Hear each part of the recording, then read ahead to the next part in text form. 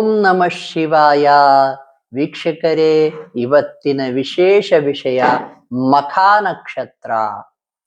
ಮಖಾ ನಕ್ಷತ್ರವನ್ನ ಮಹಾನಕ್ಷತ್ರ ಅಂತ ಕರೀತಾರೆ ಶಾಸ್ತ್ರದಲ್ಲಿ. ಮೃಗಶಿರ ನಕ್ಷತ್ರ ಆಗಿರಬಹುದು, ಮಖಾ ನಕ್ಷತ್ರ ಆಗಿರಬಹುದು, ಸ್ವಾತಿ ನಕ್ಷತ್ರ ಆಗಿರಬಹುದು ಮತ್ತು ಅನುರಾಧ ನಕ್ಷತ್ರ. ಈ ನಾಲ್ಕು ನಕ್ಷತ್ರಗಳನ್ನ ಮಹಾನಕ್ಷತ್ರಗಳು ಅಂತ ಕರೆಯಲಾಗಿದೆ. ತುಂಬಾ ಪವರ್ಫುಲ್ ಇರ್ತವೆ, ತುಂಬಾ ಶಕ್ತಿಯುತ ಆಗಿರ್ತವೆ. ಮಖಾ ನಕ್ಷತ್ರ ಬಂದ್ಬಿಟ್ಟು ಕೇತುವಿನ ಅಧಿಪತ್ಯಕ್ಕೆ ಒಳಪಟ್ಟಿದೆ. ಕೇತು ಗ್ರಹ ನೋಡಿ, ಅಶ್ವಿನಿ ನಕ್ಷತ್ರ, ಮಖಾ ನಕ್ಷತ್ರ ಮತ್ತು ಮೂಲ ನಕ್ಷತ್ರ, ಈ ಮೂರು ನಕ್ಷತ್ರಗಳು ಕೇತು ಗ್ರಹದ ನಕ್ಷತ್ರಗಳು. ಒಂದೊಂದು ಗ್ರಹಕ್ಕೂ ಕೂಡ ಮೂರು ನಕ್ಷತ್ರಗಳಿದ್ದಾವೆ. 9 ಗ್ರಹಗಳಿಗೆ 27 ನಕ್ಷತ್ರಗಳಿದ್ದಾವೆ. ಮಖಾ ನಕ್ಷತ್ರ ಬಂದ್ಬಿಟ್ಟು ಸಿಂಹ ರಾಶಿಯಲ್ಲಿ ಬರ್ತದೆ. ತುಂಬಾ ಪವರ್ಫುಲ್ ನಕ್ಷತ್ರ, ಕೇತುವಿನ ಗ್ರಹದ ಅಧಿಪತ್ಯ ಇರ್ತಕ್ಕಂಥ ನಕ್ಷತ್ರ.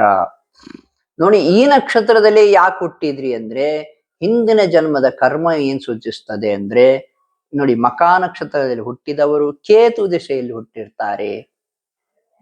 ಕೇತುವಿನ ನಕ್ಷತ್ರಗಳು ಸ್ವಲ್ಪ ಆಧ್ಯಾತ್ಮಿಕವಾಗಿ ಯೋಚಿಸ್ತಾ ಇರ್ತವೆ.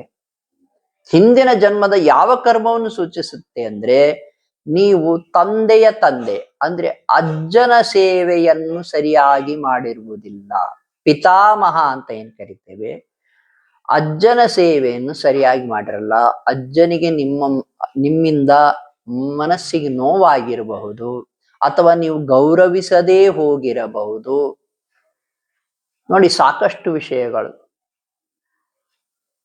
ಇವೆಲ್ಲವೂ ಕಾರಣದಿಂದ ಅವ್ರಿಗೆ ಮನಸ್ಸು ನೋವಾಗಿದ್ರೆ, ನಿಮ್ಮಿಂದ ಅವರಿಗೆ ಅನ್ಯಾಯ ಆಗಿದ್ರೆ, ಸಣ್ಣದೇ ಆಗಿದ್ರೆ ಮಖಾ ನಕ್ಷತ್ರದಲ್ಲಿ ಹುಟ್ಟಿರ್ತೇವೆ ನಾವು.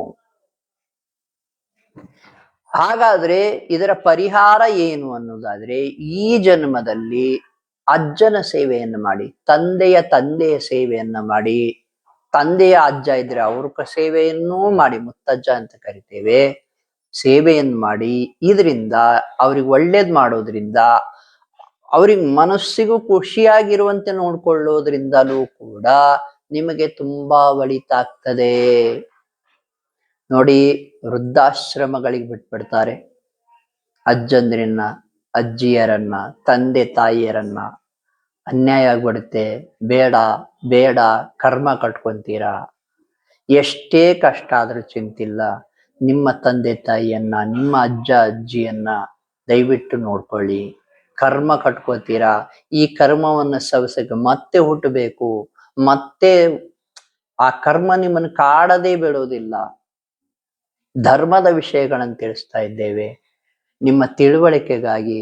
ನಿಮ್ಮ ಬದುಕನ್ನು ಉತ್ತಮಪಡಿಸಿಕೊಳ್ಳಲು ಕರ್ಮವನ್ನು ಕಳ್ಕೊಂಡ್ಬಿಟ್ರೆ ನೋಡಿ, ಸಕ್ಸಸ್ ಬರ್ತದೆ.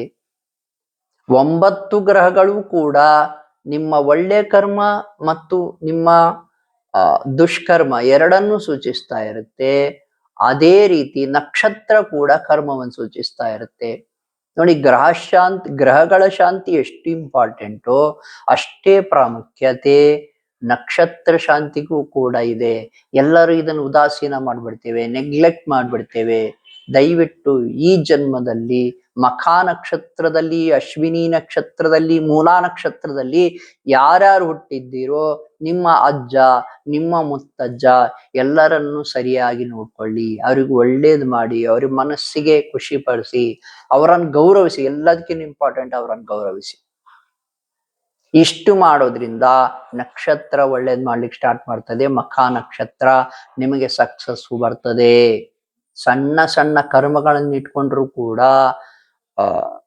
ನಿಮ್ಮ ಸಕ್ಸಸ್ಗೆ ಅಡೆತಡೆ ಬರ್ತಾ ಇರ್ತದೆ.